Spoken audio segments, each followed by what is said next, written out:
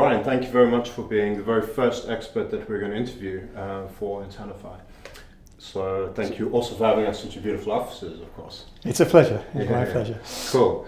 So yeah, we obviously spend a lot of time working together on the AI part of our expert system, particularly around identifying assets and also valuing them.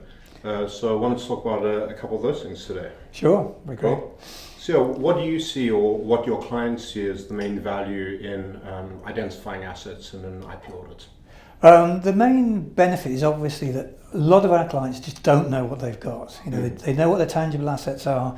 They've got some idea of intangible assets, but they really don't know in any detail what they really hold within their company. And of course, these days, that's very, very valuable. The intangible assets can be worth 90% of the book value of a business. So most of our clients are amazed when they come forward and realise they own a lot more in terms of intangible assets than they would have believed before. Yeah. And how many of your clients how did they come about deciding they needed to go through that exercise? Was that your marketing, or did they realise that they are missing something? They realise they're missing something generally when there's a trigger event. Okay. So if things like investment are needed into a business, or if there's a problem with infringement of intellectual property, there'll be a trigger event. They'll come forward and say, what do we really own? What do we have access to, and what can we get from this in terms of value? And they come to us, and that's when we engage with them. I see, okay. And for the software segment of your clients, you work with many sectors, but looking at software companies, what types of intangible assets do you typically find when you do these audits? Apart from the software, it's everything really. It's trademarks in particular, which is the business branding. Yeah. There's all sorts of things in intellectual capital, which is people. Okay. Things like licensing, licenses companies have, all this kind of stuff is intangible assets. Yeah. It's trade secrets, patents, but the software is covered mainly, of course, by copyright. Okay. And we found recently in the last sort of 5 years, the value of the software is increasing exponentially, and there's several reasons for that. One of them is COVID. Okay. And more businesses now are using software and engaging with their clientele in that way. And also the price of bringing in software developers, engineers, is gone up through the roof. So the value of software these days is very high, and that's reflected not only in the intangible asset value, but also in the business value. Yeah. And when you say the values are going up, you notice that as you carry out valuations year to year to year, and the results of those valuations that's is increasing. Exactly right, that's right. Yeah. And it's coupled with the increase in the salaries and the overheads related to in the software industry. Yeah. And how do you go about valuing the software components of a software company, so the copyright? Right, so the first thing we'll do is look at the software in its entirety. Yeah. We'll also have to understand exactly what the client and the customer has developed themselves, what is bespoke to them. Because of course the value in software is in what you own and what you've written and what you've got protected. A lot of businesses these days will use open source software where the value is reduced quite considerably. Okay. So we'll look at the asset, we'll look at the number of lines of code, how it's structured, or the number of nodes in that code, and then we'll do the valuation based on that. Okay. And what would you say is, there's some companies that you would give them advice that would allow them to increase the value substantially of their software code. What are the main drivers of undervaluation in your experience? The main drivers of undervaluation is just not understanding exactly what the code does and its features, and understanding exactly how that fits into the business models, not only of the company in question, but their customers. So they'll undervalue in that way. The other thing with software is it's generally, we find, used internally within a business. Okay. And so it doesn't relate directly to the revenue stream, but in fact it's got a lot of value. And if they want to, as a company, license that out or get other revenue streams, that's when we see the real value in it. Yeah. Can you explain that a little bit, the internal versus the external, and how that would have an implication for valuation? Yeah, exactly. So a lot of software businesses will be SaaS, software as a service, and they will be licensing out their own software, and that's where they get the revenue through the licenses. Other businesses will be developing their own software for their internal systems like procurement, and they don't directly see that as revenue, but it contributes to the competitive advantage of the company. Yeah. And one of my first ever software valuations was a business who was approached because their procurement software was deemed to be very, very good by a customer, and they said, we want to know how much you charge for that. Yeah. And the client in question had no idea Okay. because it's never been used before. So we go in and we look at that in detail. In fact, they got some very nice licenses from that. Yeah.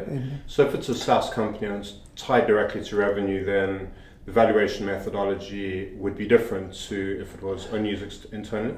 It can well be, but as we come back later, we'll look at 3 different methods of valuation. Okay. So the one that we'd prefer to use for real value is looking at the income method. That's the forward income generated through use of the software. Yeah. The other one we tend to do if it's internal is we look at the cost to reproduce that. Okay. And that's at today's prices as opposed to going back to when it was originally done. Okay. And you would be forced, or standards would require that use only the replacement cost if it was only internal? That's exactly right, that's right. But you mentioned contributing to, for example, a competitive advantage. If you can make that case, are you able to look at it differently, or if it's internal to internal? No, you can. You can look at the difference it would mean to a company if they had the software and if they didn't have the software. I see. So you can analyse the business and say this is contribution directly to revenues, although the business doesn't necessarily know at the time what that is. So that's going into the forensic kind of. Yeah, I see. You mentioned before when we were developing the AI that ownership of software is not necessarily straightforward, and I guess for a lot of people that might be a bit surprising. You wrote the code's on your particular GitHub, surely it's yours. Could you maybe explain that a little bit? Yeah, certainly. A lot of businesses now will prefer to use open source software or even free open source software. Yeah. Now, with every kind of license, you have to look in detail exactly what you can do and what you can't do with that code. And a lot of the time, the license agreement terms and conditions allow other people to use it. It might not be for commercial use, it might be for certain restrictions, and therefore the value of that software to the business is reduced because they don't have the ownership and they don't have the freedom to do what they want with it. So it's looking at the conditions of the licenses for open source software, which is really important, and what that means to the company. So if you can develop your software code internally, with your own developers or even externally through contract, but you own the software, then it's obviously worth a lot more because you can do what you like with it. But then there was a lot more cost, so there's a bit of a trade-off there. Yeah, there is. There's always a trade-off. And it always depends on the business. It's what kind of business it is and what it wants to do with the software. I value software for social enterprises, where actually it's not really that much compared to if it was a commercial entity.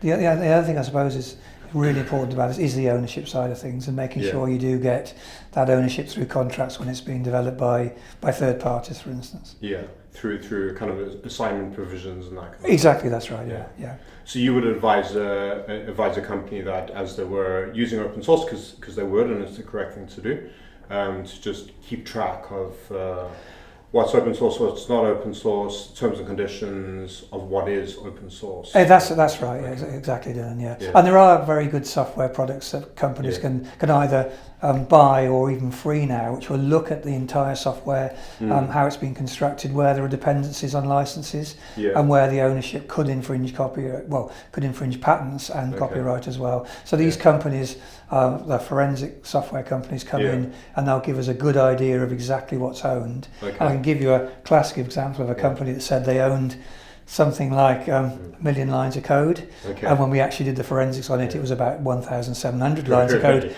So the value of that product is a lot less than they thought it was. Okay, interesting. And that's it's Black Duck, is it? Yeah, there's things like... I thought that was extremely expensive. There's a free version? No, there's the ones you can buy, things like Black Duck, there's Sync, and there's people like Zeidman, consultants also do some good suites of codes in there. I see. Okay. And for your software assets being copyrights and other kind of related assets, how would you recommend protecting them? I think patenting can be a little bit tricky in the UK, or not?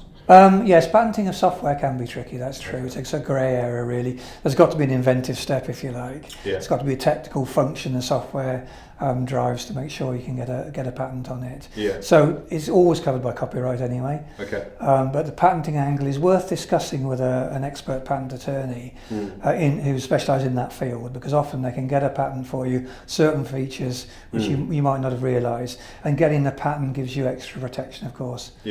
And then, so copyright's automatically conferred, then are there other steps that should be taken to to protect those particular assets? You can do things like certainly get a trademark on it, Okay. which protects the name, if you like, and the logo. You can Yeah. get registered designs, Yeah. which 2D designs in particular, which can go into that software and protect it. So these are registered Yes. IP as opposed to unregistered. Yeah. But even with copyright, of course, we recommend companies when they go abroad is Yeah. to record it with the official office in that country they're going into, so it's got a date stamp Yeah. of when it was produced, etc.